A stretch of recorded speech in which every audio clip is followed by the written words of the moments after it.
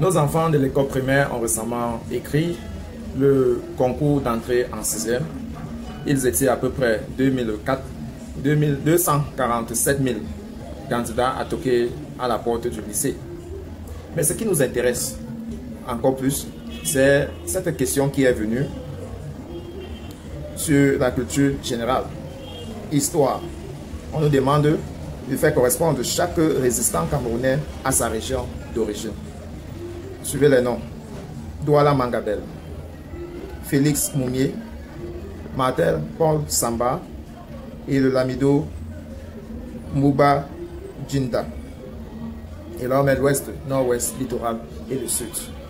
Alors, qu'est-ce qui veut dire résistant? Et résistant à quoi?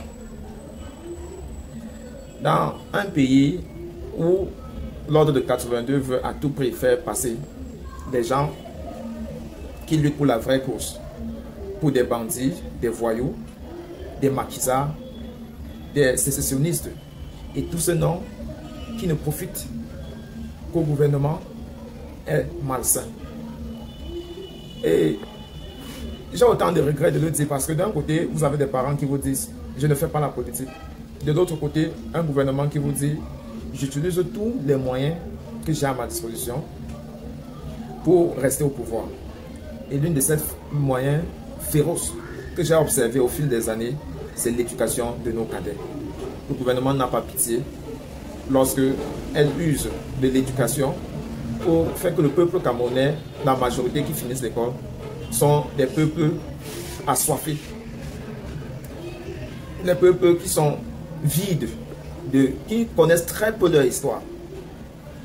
Parce que vous devez comprendre dans la vie, lorsque tu ne sais pas d'où tu viens, lorsque tu n'as pas de repères dans la société, eh bien tu es obligé de prendre tout ce qui t'entoure.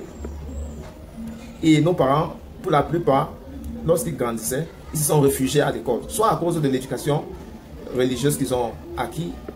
Ça fait en sorte que l'ignorance est même encore plus. Celui qui tente de lever le petit doigt, on l'assied un nom, comme vous avez vu, on est à l'école primaire. Et le gouvernement se permet déjà d'utiliser le tribaliste pour refracter. À partir de cette question-là, on peut avoir une idée du genre de cours d'histoire qui est pratiqué à ces enfants. On ne les apprend pas le martyr. On ne les apprend pas l'esprit de gagner. Ce qu'on appelle en football le Hemley. On ne les apprend pas ça. On les apprend comment être douce. Comment attendre que le Père Noël vienne. Comment ne jamais vivre avec l'échec. C'est ça qu'on les apprend. Et pour moi, c'est malheureux. Malheureux parce que autour de moi, j'observe la réaction des enfants, que ce soit ceux qui finissent avec l'école primaire ou alors leurs aînés qui finissent avec l'école secondaire. Même à l'université, c'est pareil. Ils sont tous dénués de leurs histoires et pour la plupart continuent à rêver que le Père Noël existe et que Dieu viendra leur sauver. C'est ça.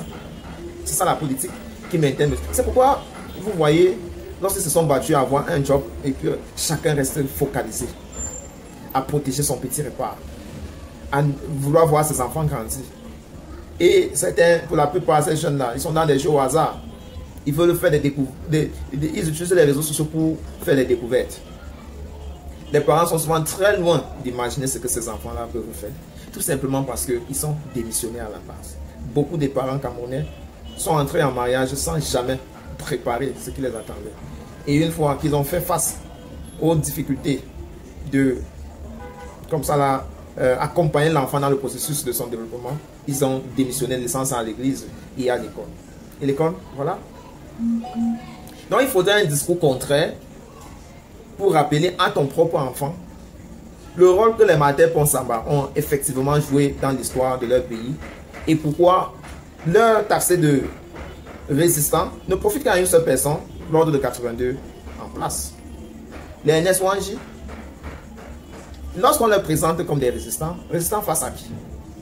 Et si on vient, tu as ton téléphone, on veut prendre ton téléphone par décret de force et que tu refuses, est-ce que la meilleure façon de t'opposer ou bien de te qualifier, c'est de t'appeler résistant? Ça t'appartenait. Tout comme l'État appartient à tous les Camerounais.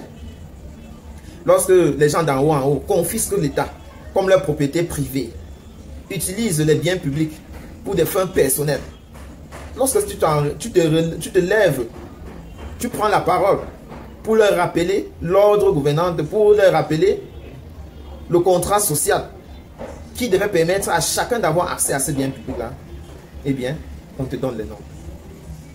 On te donne les noms.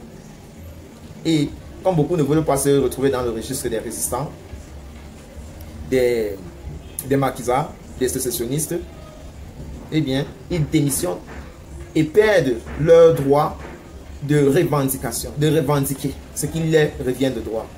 Cela permet à ceux qui étaient déjà là, qui sont dans la mangeoire, dans la jouissance, de continuer à jouir pendant ce temps.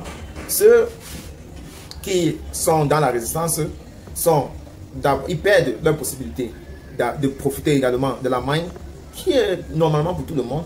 Ils perdent leurs amis qui, à cause de la facilité ou alors à cause de l'éducation qu'ils ont reçue, sont victimes de la facilité et vont naturellement supplier pour avoir une place, même une place d'animal auprès de l'ordre gouvernant, tout simplement parce qu'ils veulent avoir l'impression de vivre. Et voilà comment on arrive à avoir une société avec la majorité de sa jeunesse démissionnaire. Les jeunes veulent partir.